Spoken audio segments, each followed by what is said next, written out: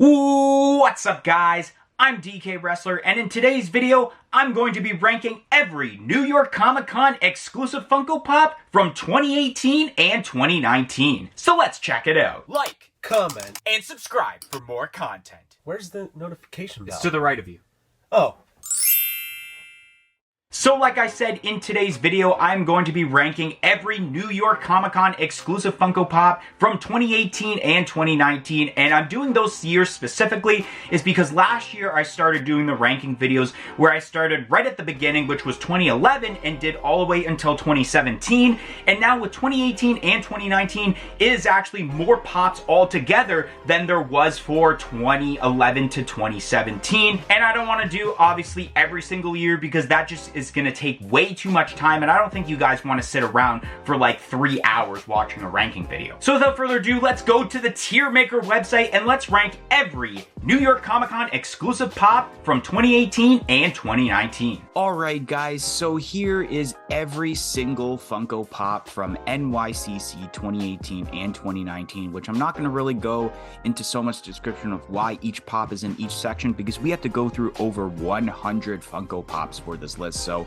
I will mention what the categories are from worst to best, which are Burn It, Could Have Been Better, Not Bad, Really Good, and Amazing. And we'll go in the order right now as provided by cardboardconnection.com, starting out with 2018, which would be of Arthur Curry from Aquaman, and it's not that bad of a pop.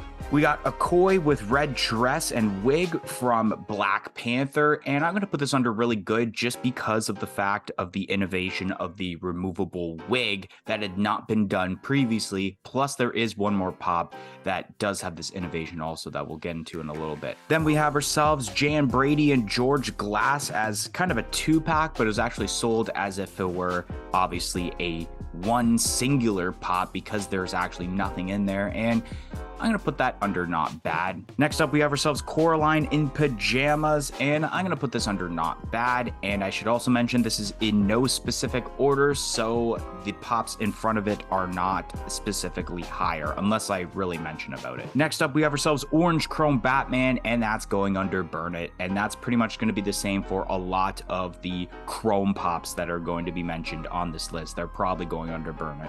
Next up, we have ourselves Vasha Nurada glow-in-the-dark pop, and this is gonna go under not bad. Then we have ourselves Blue Chrome Super Saiyan Vegeta, and this will go under Burn It because, of course, it's a Chrome pop. Next up, we have the 6-inch Grape Vegeta, and I'm gonna put this under really good. I remember actually going to Hot Topic where this was shared to. Was actually the first convention where I actually stood outside of a store waiting for a pop, and I remember people were hyped over this pop. It looked very good, and by the time I got to it, it sold out, but I wasn't planning on getting that pop anyway, so I wasn't mad about it. Next up, we have Assaultron from Fallout, and this is going to go under not bad. Augury from Fantastic Beasts, The Crimes of Grindelwald, and I'm going to put this under not bad. The Beric Dondarrion with Flame Sword from Game of Thrones, I'm going to put this under, I'm going to put this under not bad. I mean, the detail is pretty decent, but I feel like there definitely is better pops that should go under really good or amazing. Speaking of Game of Thrones, we have the Creators 3-pack, and I will also put this under not bad. It's a cool little addition to the lineup, kind of like when you have Stranger Things and you have the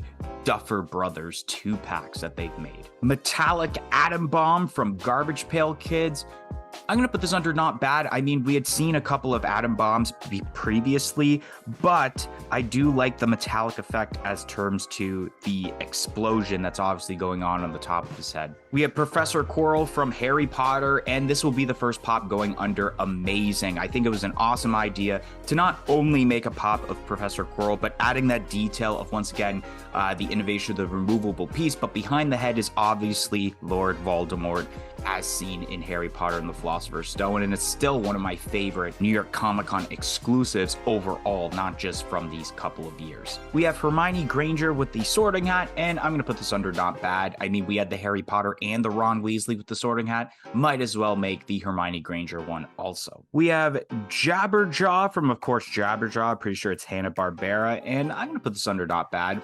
pretty decent detail, but I don't have much of a personal reaction for it to be under really good. Next up, we have ourselves the Flash and Superman Racing 2-pack, and I'm going to put this under could have been better, mainly because I think there was already singular pops of both of these, but this was a case of just slapping them into a 2-pack. I could be wrong, but I mean, I could just get singular ones if I really wanted each of these characters. Sora Guardian form from Kingdom Hearts 3, and I'm gonna put this under not bad. I mean, there was a lot of Kingdom Hearts pops being made at this time because the game came out for number 3, I believe, which is what this is a part of, and all the Kingdom Hearts pops were pretty decent as it was. We have classic Spider-Woman, and I'm gonna put this under not bad. I like the detail overall of it. Gold Chrome Shuri from Black Panther, or it's actually more of the Marvel Studios 10-year anniversary lineup, and of course it's got to go under Burn It because it's a chrome pop.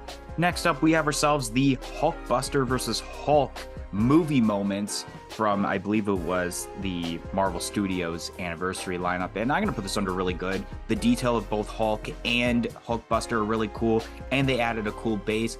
Just personally, I wouldn't put it under entirely amazing. Next up, we have Little Whirlwind Mickey Mouse, and I'm gonna put this under not bad. It's not that bad of a Mickey Mouse pop, but still at this point in 2018, we had a lot of Mickey Mouse pops. Then we have ourselves CC Perrick, I believe that's how it's pronounced, and I'll put this under not bad. I mean, it could have been better, but I mean, I'll put it under not bad. Next up, we have Brooke from One Piece, and I'll put this under really good. It has a really nice attention to detail with the character, and I believe in its hand, the character has a guitar, so I like guitars, so that's pretty cool. Next up, we have ourselves Reinhardt from Overwatch, in which this is going to go under probably could have been better because I think there was a lot of Reinhardt pops being made at around this time anyways, and I felt this wasn't one of the better ones that they made. Next up, we have ourselves Baba Louie from Quick Draw McGraw, and I'll put this under not bad. Cool looking character. Gearhead from Rick and Morty,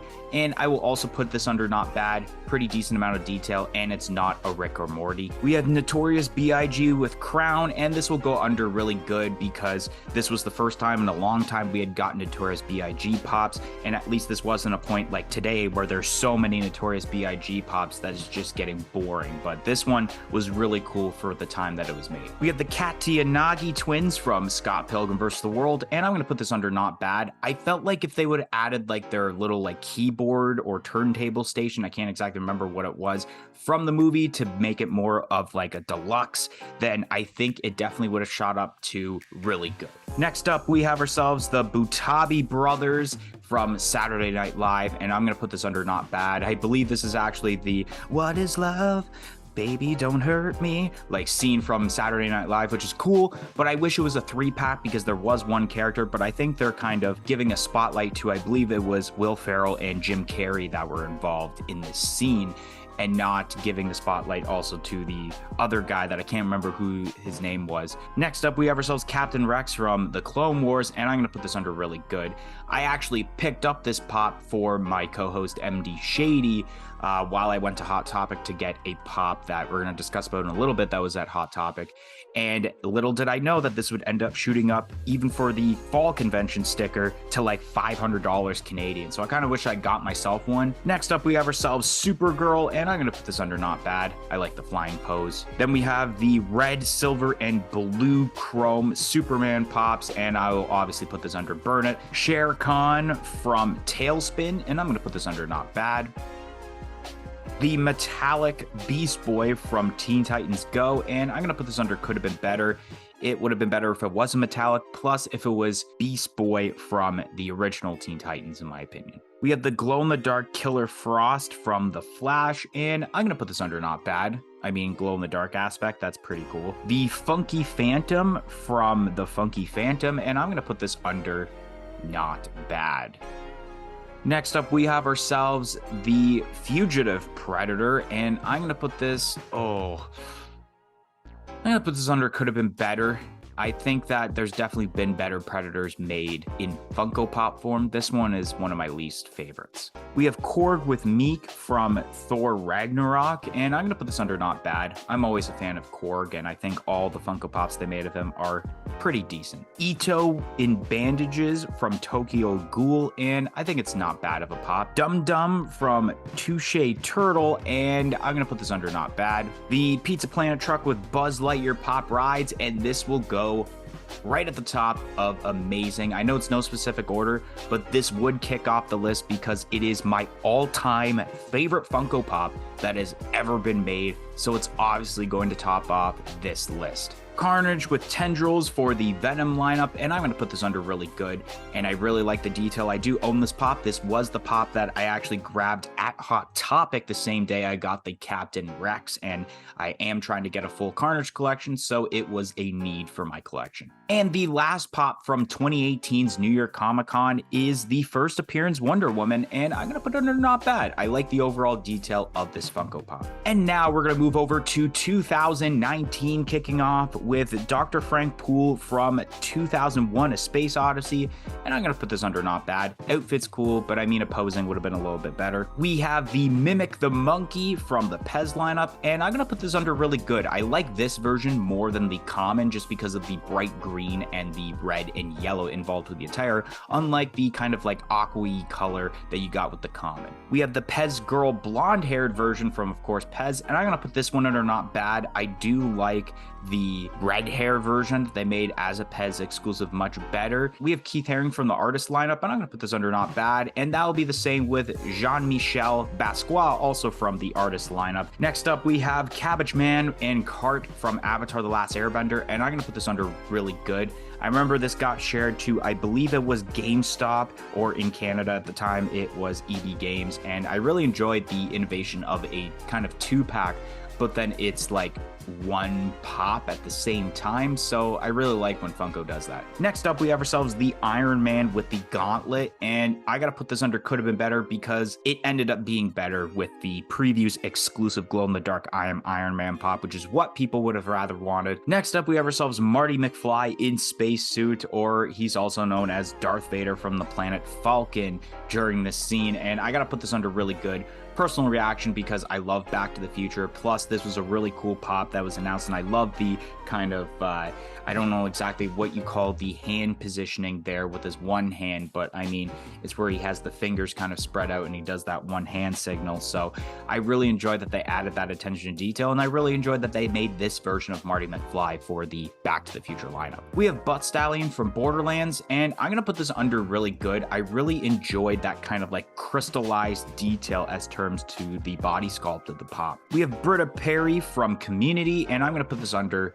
not bad. Daria from, of course, Daria, and I'm gonna put this under really good because they really captured what the character looks like in the animation into Funko Pop form very well. We have the Pink Chrome Batman, and you guys know where this is going, and it's gonna be very controversial because a lot of people did enjoy this version of the Pink Chrome Batman. We got Huntress from the DC Comics lineup, and I'm gonna put this under not bad. I think they did a great job with the way this character looks. We have the Fireman Donald Duck, and I'm gonna put this under could have been better. I mean, I understand why they did it, but at the same time, I mean, there's definitely been better Donald Duck pops. We have the Matterhorn bobsled with Mickey Mouse pop rides, and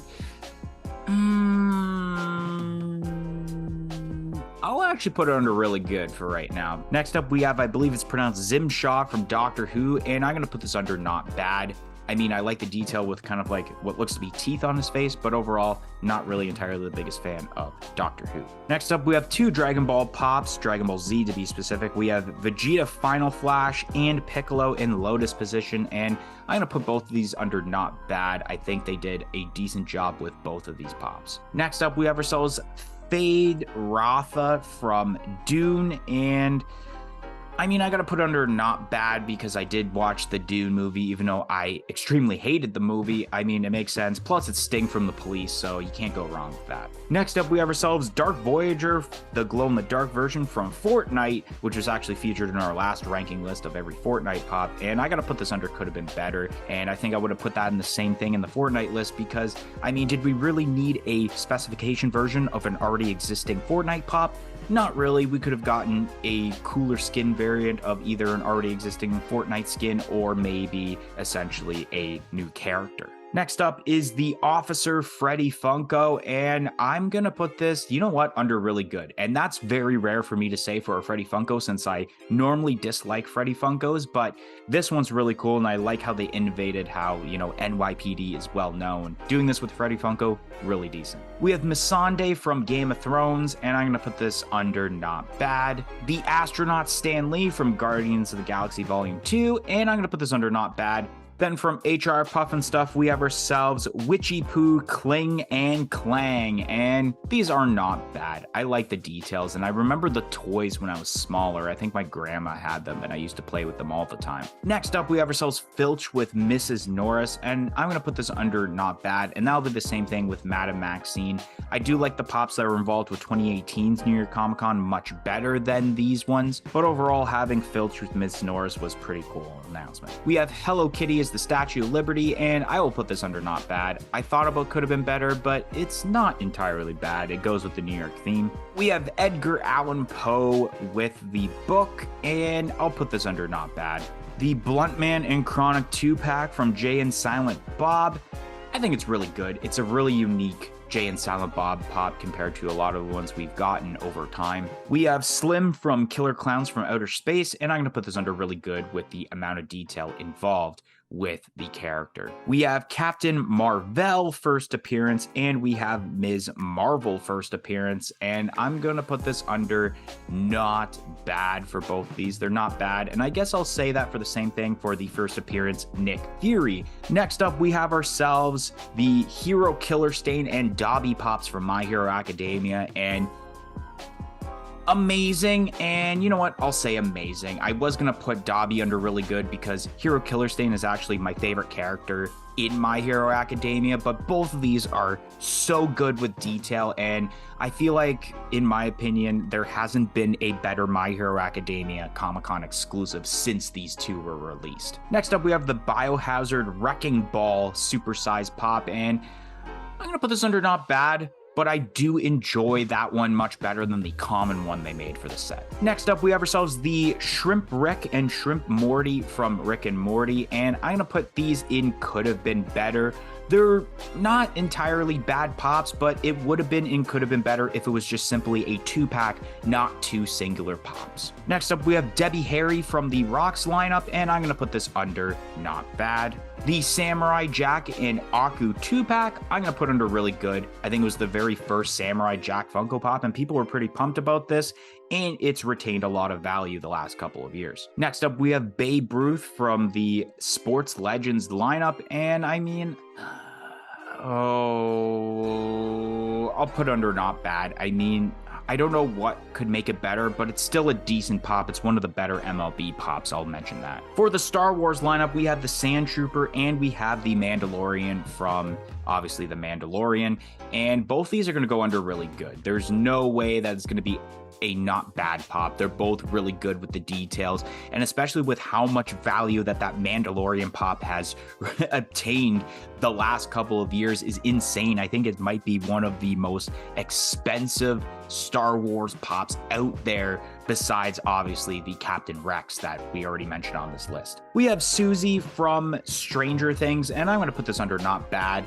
It's not the character's fault that it can't be really good. It's just the simplicity that makes it, I guess, a little bit lower and on not bad. Next up, we have ourselves the Wanderer and Heretic from the Dark Crystal, and I'm going to put this under really good, mainly because of the detail involved with these pops and how they're positioned in the box. Next up, we have the Green Hornet and Kato 2-pack, and I'm going to put this under could have been better. I mean, I think we could have gotten a better, Comic-Con exclusive than this, realistically. You could even had the Rick and Morty shrimp pops as the 2-pack instead of, having this, in my opinion. Next up, we have ourselves Dwight Schrute with the bobblehead from The Office. I believe the very first Office Comic-Con exclusive. And I'm going to put this under not bad. Surprising for me to do that with a pop for an Office pop. But there's definitely been better Office pops and better Comic-Con exclusive Office pops. Next up, we have ourselves Groundskeeper Willie from the Trios of Horror, and I'm gonna put this under really good. It was a really cool announcement. I believe it was the first Willie pop that we had gotten through the Simpsons overall, including the original Simpsons lineup. So it's really cool to have it, especially in this form, for a memorable Trios of Horror episode. Next up is the Vampire Mr. Burns, and I'm going to put this under not bad. I feel like it's not as good as the Groundskeeper Willie, but I think maybe if they would have added some blood to the mouth, I think it could have shot up to really good, but for right now, it's not bad.